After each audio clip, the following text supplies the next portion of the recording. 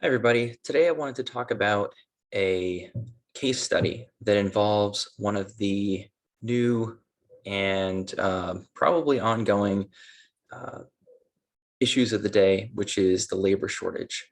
And the case study is going to involve reduction in labor demand. It's not something that I usually focus on, but or it's not usually the goal. Usually the goal is labor reallocation, but in today's world, labor costs are high. Labor is not available where it's needed. So that's why I wanted to cover this topic today. Uh, it also involves a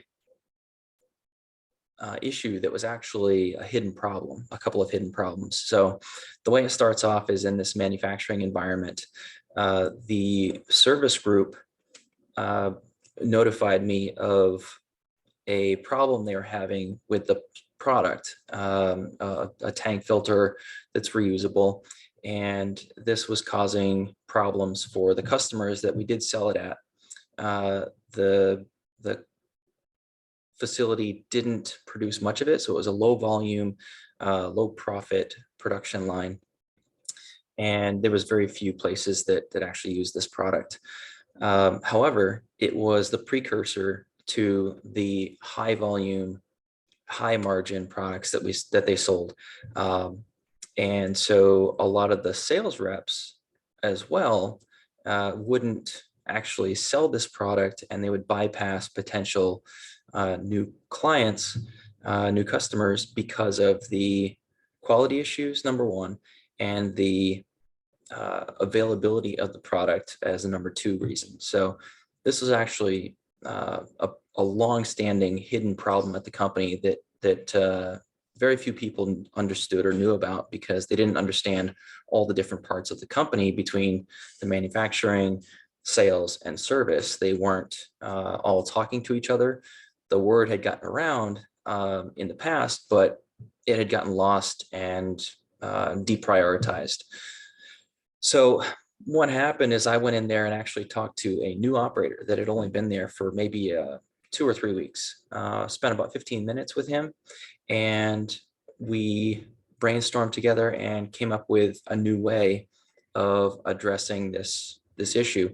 That operator had actually brought the concern up to me as a safety issue, and that's what caused me to dig in with the service group and then find out about the sales impact, talk to the sales team, and find out that this was actually a really huge problem for the company, but no one was really aware of it, and no one knew to do anything about it on the manufacturing side of things.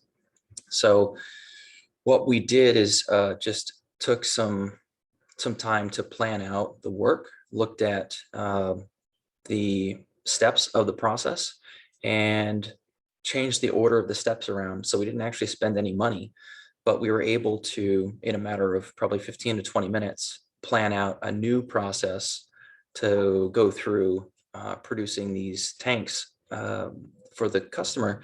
And that process used to take three days. And they were looking at expanding the labor, doubling the manpower in that department to keep up with the current demand. But we were able to, just in that 15, 20 minutes of spending there with a brand new operator, cut that time from 3 days down to half a shift, just by changing the order that we did things. And we didn't actually spend any money to change that process. So to address excessive overtime or a labor shortage that you need more people, you may be able to either reduce the amount of labor needed in that particular process, or you may be able to reduce the amount of labor needed in another process to free up a body to then go to the production line or area that you need in your business to succeed, to grow, and to maintain your profit margins, sales, etc. So that's one of the existing big ticket items right now is labor shortage. And so that's how you can solve it. One of the other things we did there is by changing the process and putting a little bit more eyes on it. Hadn't been looked at in probably 20 years. We were able to actually improve the quality of the product as well. Um, that was another complaint coming from the service team, and digging into this, that I found out there was actually a quality problem. Um, and that was something that they had been working with the previous management with, but it was deprioritized because it was such a low volume product. But they weren't in good communication with the sales team to understand the full picture, that this could actually be something very beneficial and should be a higher priority on the list. So that's it. In the following year, they doubled their sales in that production line, and their margins improved as well because of the dramatic improvement in labor costs. So if you have any questions about that, um, or anything else involved with labor reduction, overtime reduction costs, feel free to email me or reach out to me directly here in the comments, and I'll get back to you as soon as I can. Have a great week.